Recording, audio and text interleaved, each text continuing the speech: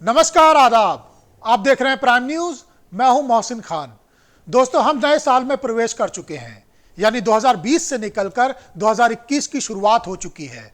और नए साल की शुरुआत में ही एक बड़ी खुशखबरी हम सबको मिली है। कोरोना को लेकर वैक्सीन आ चुकी है और इसे लेकर तमाम सवाल जनता के मन में हैं। इन तमाम सवालों के जवाब देने के लिए आज हमारे साथ खुद जुड़ रहे हैं यूपी के स्वास्थ्य मंत्री जय प्रताप सिंह साहब। जय प्रताप जी, बहुत स्वागत है आपका प्राइम न्यूज पर।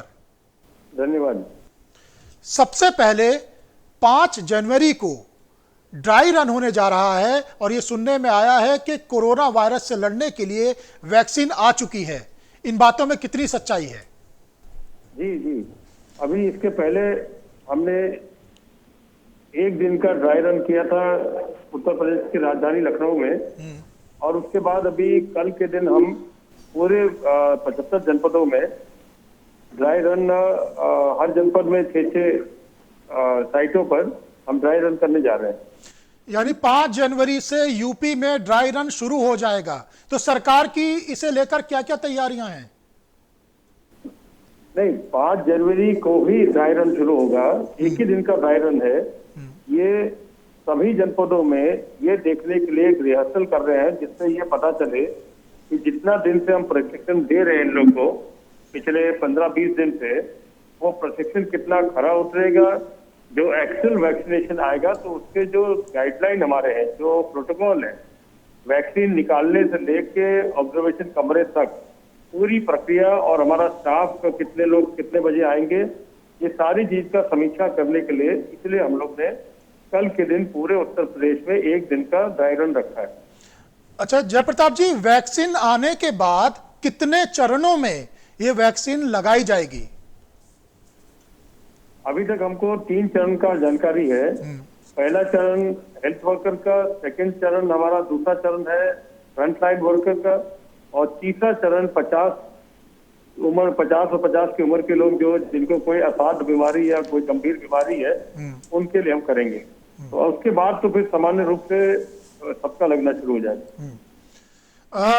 जय प्रताप जी, डीसीजीआई ने सीरम इंस्टीट्यूट के कोविशील्ड और भारत बायोटेक के कोवैक्सीन टीके को आपातकालीन प्रतिबंधित उपयोग के लिए मंजूरी दी है।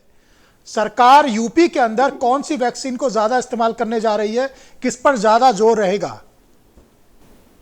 अभी हम सभी लोग को, माने भारत देश में कोविशील्ड यूज करने के लिए अनुमति दिया गया। कोविशील्ड ही हम सब जगह इस्तेमाल करेंगे।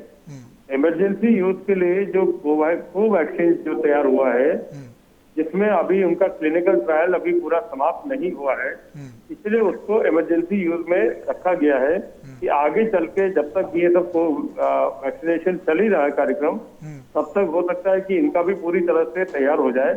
हालांकि इनकी जांच हो चुकी है कोवैक्सीन कंपनी की, और उसमें एफिकेसी भी सही आ गया है।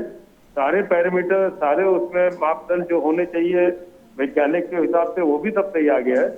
मगर उसको इमरजेंसी उससे रखा गया है कि आगे चल के उसका इस्तेमाल करेंगे। पहले तो कोविशील्ड को ही हम लोग इस्तेमाल करेंगे। यानी ये साफ है कि शुरुआत में कोविशील्ड का ही इस्तेमाल होने जा रहा है। जी। अखिलेश यादव उत्तर प्रदेश के पूर्व मुख्यमंत्री, उनका बयान आपने सुना होगा, सुना है? कई दिन से हम सुन रहे हैं। उसके बारे में आप कुछ कहना चाहेंगे?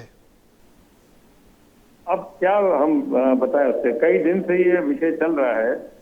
अब बार बार हम लोग यही कहते हैं कि एक व्यक्ति जो एक दल का राष्ट्रीय अध्यक्ष है, वो व्यक्ति मुख्यमंत्री के पद पर 5 साल रहा, और इतना बचपना टाइप का बातचीत करना, इतना हल्का बयान देना, जो हमारे तमाम समाज के वैज्ञानिक और स्वास्थ्य कर्मी और पूरे प्रशासनिक ढांचा, कम से कम उत्तर प्रदेश ने, जिन्होंने 24 घंटा एक साथ मिलकर कोविड-19 की बीमारियों को नियंत्रण करा, और उसके बाद आप इस तरह के शब्द इस्तेमाल करें कि ये वैक्सीन भारतीय जनता पार्टी के ओर से दिया गया, ये तो बिल्कुल बेतुका बात है। कोई पार्टी थोड़ी ना निर्माण करती है, पार्टी तो सरकारें चलाती है। ये तो वैज्ञानिक है। वैज्ञानिक ने आज आत्मनिर्भर भारत के अंतर्गत पहली बार ये वैक्सीन ऐसे कठिनाई के समय में पहली बार ये वैक्सीन हम लोग अपने देश में निर्मित किए हैं।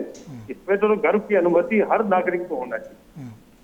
नहीं, जयप्रताप जी आप सही कह रहे हैं और ये बड़े आश्चर्य की बात है कि वैक्सीन को भी पार्टियों में बांटा जा रहा है कि सपा की वैक्सीन या कांग्रेस की या ये भारतीय जनता पार्टी की है, इस वजह से हम लगाना नहीं चाहते।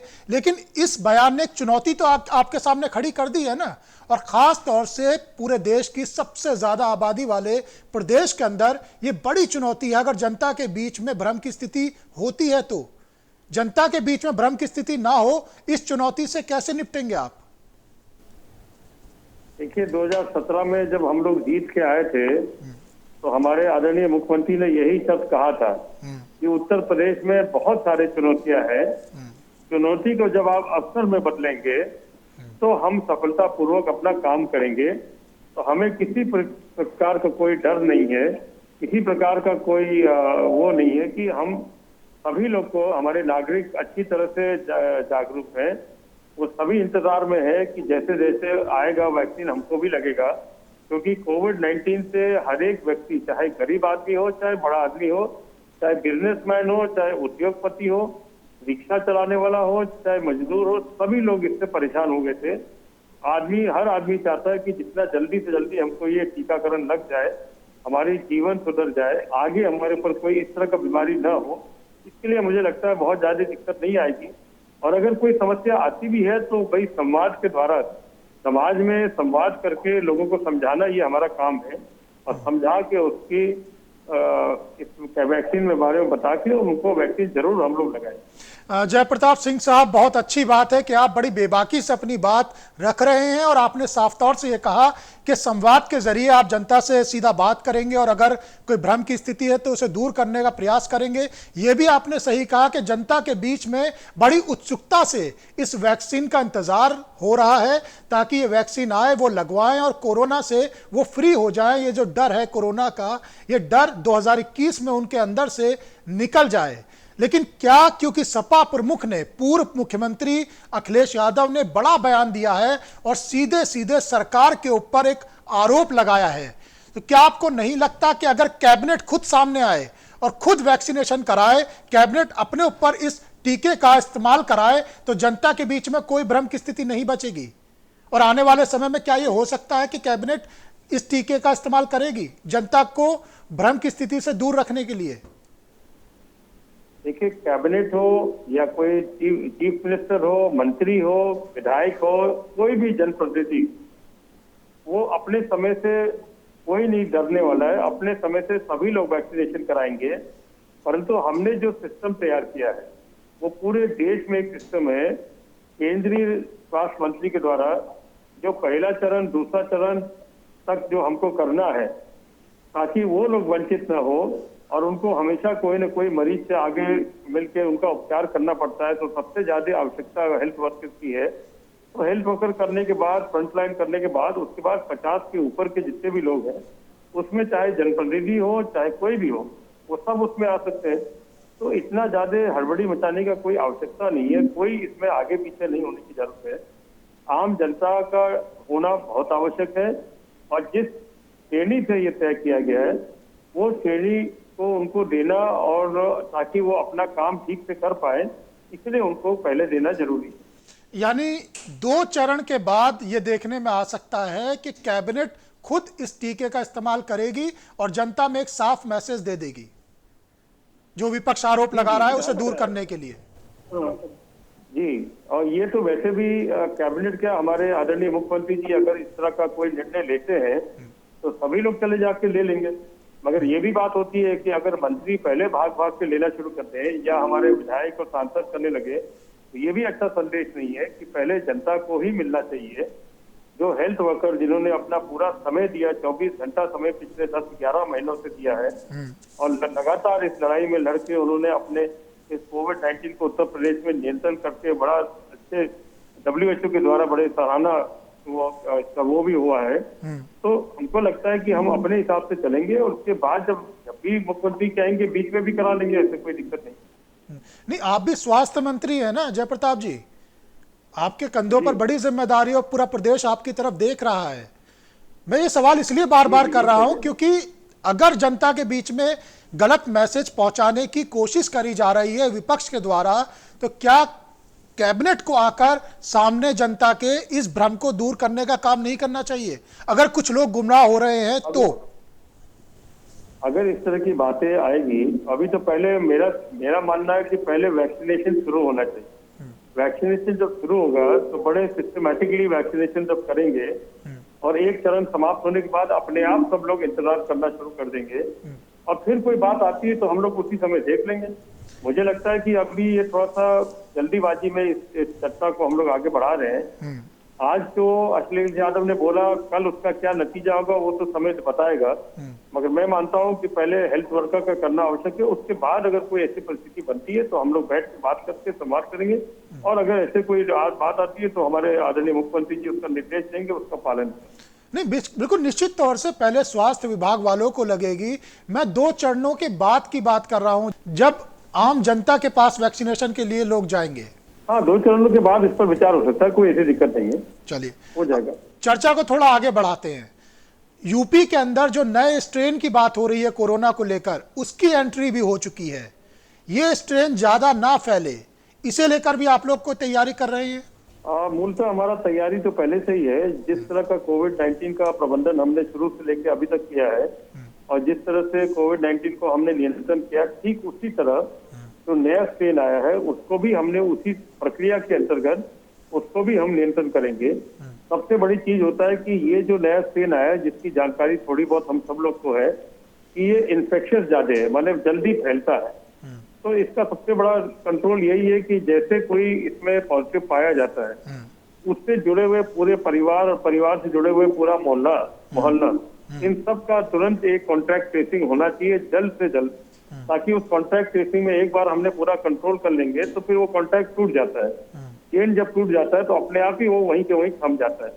जैसे आपको मैं बताऊं कि जो मेरठ में जो एक बच्ची का वो हुआ था 30 महीना का, तो उसके नजदीक उनके माता पिता, उनके अन्य रिश्तेदार, कम से कम 220 लोग को हमने एक एरिया में बना के सबका तुरंत हम लोग ने कॉन्टैक्ट क्या बोलते हैं टेस्टिंग कराया था।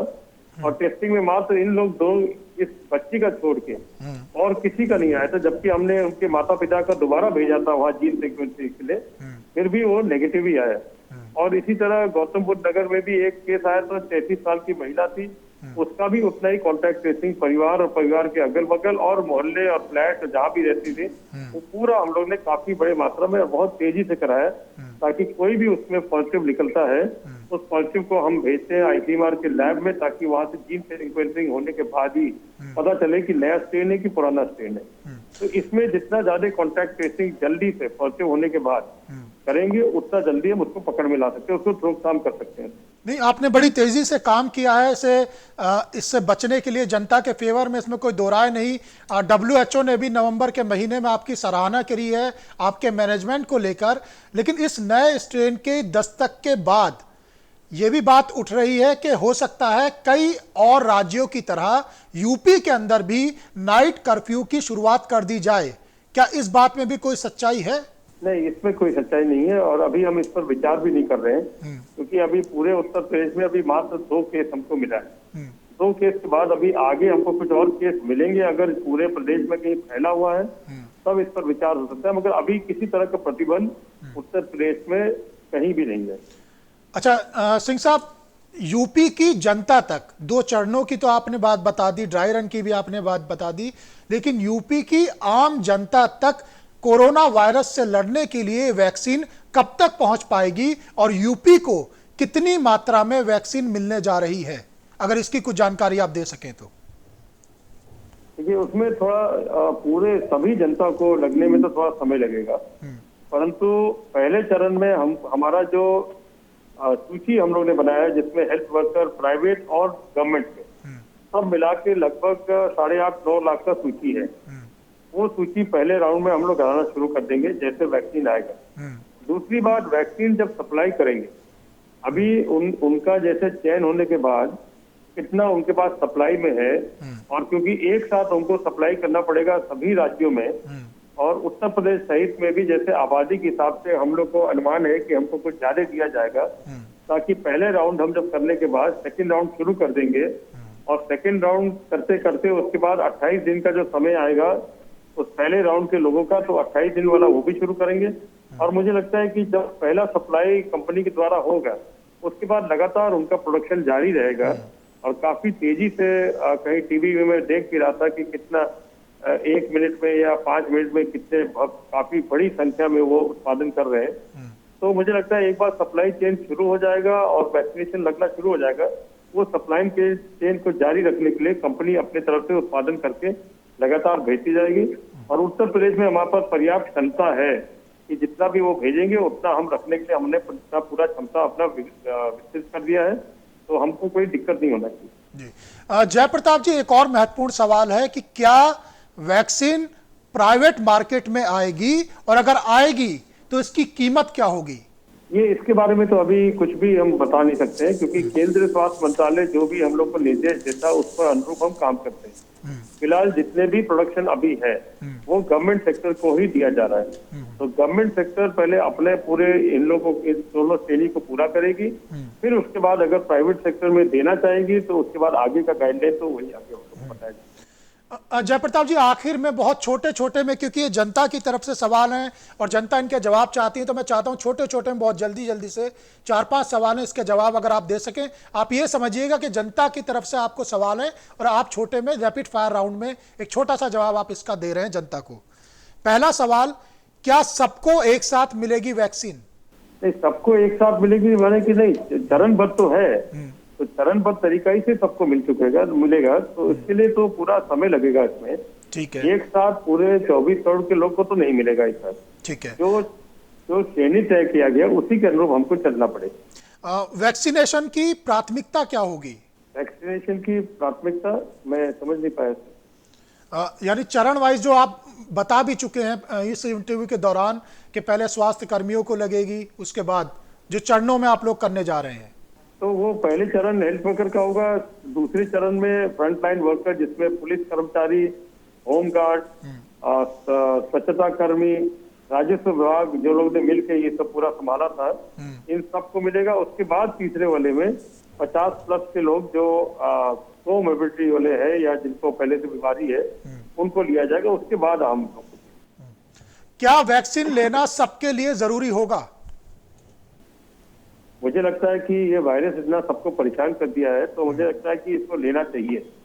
मगर लेने के बाद भी मैं एक बात कहूंगा कि ये वैक्सीन जब पूरा इसका 2 डोज कंप्लीट होने के बाद भी हमको अपने जीवन में वो बदलाव रखना ही पड़ेगा, जिसमें हमको मास्क पहनना जरूरी है, 2 गज की दूरी है और हैंड वॉशिंग बराबर रखना पड़ेगा। ये हमको लगता है लगातार हमको थोड़ा सतर्क होने की जरूरत है। क्या मुझे लगता है कि जहां तक हो सके सबको लगाना चाहिए। क्या वैक्सीन पूरी तरह से सुरक्षित है? हाँ, पूरी तरह से सुरक्षित है। क्या अभी जो संक्रमित हैं उन्हें वैक्सीन दी जाएगी? मुझे लगता है अभी जो संक्रमित है उनको तो नहीं दिया जाएगा, क्योंकि वो ऑलरेडी अंडर मेडिकेशन चल रहे हैं, तो अभी तो नहीं दिया जाएगा। तो उनका जब पूरा वो 28 दिन का या 14 दिन का समाप्त हो जाएगा तो उसके बाद वो एलिजिबल हो जाएंगे, तो उनको मिल सकता है बाद में। जिनको कोविड-19 है उनको तो शायद अभी नहीं दिया। क्या जो लोग कोरोना को मात दे चुके हैं उन्हें भी वैक्सीन लेना जरूरी है? आगे चल के हाँ, वैक्सीन लेना जरूरी है, उनको भी लेना चाहिए। क्या नए स्ट्रेन पर वैक्सीन कारगर साबित होगी? पूरी तरह कारगर है, ये हमारे वैज्ञानिक बता चुके हैं। अब तक वैक्सीन की कितनी डोज तैयार हैं, अगर आपके पास जानकारी हो तो? नहीं, इसका जानकारी नहीं। ये हमने सुना है कहीं पर कि अभी 5 करोड़ वायल उनके पास तैयार हो गया है, मगर ये करीब 6-7 दिन पहले की बात है। प्रति मिनट या प्रति 5 मिनट पर कितना उनकी संख्या बनते जा रहा है, अब तो बहुत ज्यादा बन गया होगा। तो मुझे लगता है अभी तो पर्याप्त मात्रा में होगा उनके पास, तो संख्या उनको नहीं मालूम। क्या वैक्सीन मेडिकल स्टोर पर भी उपलब्ध होगी? अभी नहीं, अभी खाली गवर्नमेंट सप्लाईज में होगा और गवर्नमेंट ही इसको पूरा नियंत्रण करके रखेगी। आखिर में जयप्रताप जी, अगर आप प्राइम न्यूज के माध्यम से दर्शकों को कोई मैसेज देना चाहते हैं या कुछ कहना चाहते हैं तो कह सकते हैं। मैं जनता को यही अपील करना चाहता हूं कि वैक्सीन लगने के प्रारंभ से ही जब उनका समय आएगा तो जरूर वो आके अपना वैक्सीन लगाए, क्योंकि अन्य बीमारियों का भी टीकाकरण हम शुरू से लेके नवजात शिशु से लेके 15 साल तक के लोगों का करते आ रहे हैं, जो विभिन्न बीमारियों के लिए एक रोकथाम है। इसी तरह कोविड-19 का रोकथाम करने के लिए, ताकि आदमी परेशान न हो, उनके साथ और बीमारी न जुड़ जाए। इसके लिए मैं अपील करता हूं कि हर एक नागरिक तैयार रहे, जब भी उनका नंबर आएगा इस वैक्सीन को जरूर लगाएं और इसके साथ साथ वो जरूर प्रोटोकॉल को मेंटेन करें, कोविड का प्रोटोकॉल को मेंटेन करें। 2 गज की दूरी, मास्क जरूरी और हैंड वॉशिंग माने हाथ धोना बहुत ही आवश्यक है। ये अपने जीवन में परिवर्तन करते हुए अपने साथ हमेशा इसको इस्तेमाल करें। जयप्रताप जी, आपने प्राइम न्यूज को समय दिया, सारे सवालों के बहुत ही बेबाकी से जवाब दिए, आपका बहुत बहुत धन्यवाद। धन्यवाद। तो ये थे हमारे साथ यूपी के स्वास्थ्य मंत्री जयप्रताप सिंह, जिन्होंने तमाम सवालों के जवाब दिए और ये बताया कि किस तरीके से यूपी के अंदर स्वास्थ्य विभाग कोरोना से जनता को बचाने के लिए कार्य कर रहा है और आने वाले समय में कोरोना वायरस से लड़ने के लिए जो वैक्सीन आ रही है उसका इस्तेमाल किस तरीके से जनता के बीच में किया जाएगा। अभी के लिए बस इतना ही। बाकी खबरों के लिए देखते रहिए प्राइम न्यूज, क्योंकि खबरों का सिलसिला यहां कभी नहीं थमता। नमस्कार। यूपी की आम जनता तक कोरोना वायरस से लड़ने के लिए वैक्सीन कब तक पहुंच पाएगी और यूपी को कितनी मात्रा में वैक्सीन मिलने जा रही है, इसमें थोड़ा पूरे सभी जनता को लगने में तो थोड़ा समय लगेगा। जनता के बीच में भ्रम की स्थिति ना हो, इस चुनौती से कैसे निपटेंगे आप? चुनौती को जब आप अवसर में बदलेंगे तो हम सफलतापूर्वक अपना काम करेंगे। कैबिनेट को आकर सामने जनता के इस भ्रम को दूर करने का काम नहीं करना चाहिए? मेरा मानना है कि पहले वैक्सीनेशन शुरू होना चाहिए। क्या वैक्सीन मेडिकल स्टोर पर भी उपलब्ध होगी? अभी नहीं, अभी खाली गवर्नमेंट सप्लाईज में होगा। क्या वैक्सीन लेना सबके लिए जरूरी होगा? कि जहाँ तक हो सके सबको लगाना चाहिए। जो लोग कोरोना को मात दे चुके हैं उन्हें भी वैक्सीन लेना जरूरी है। हाँ, वैक्सीन लेना जरूरी है।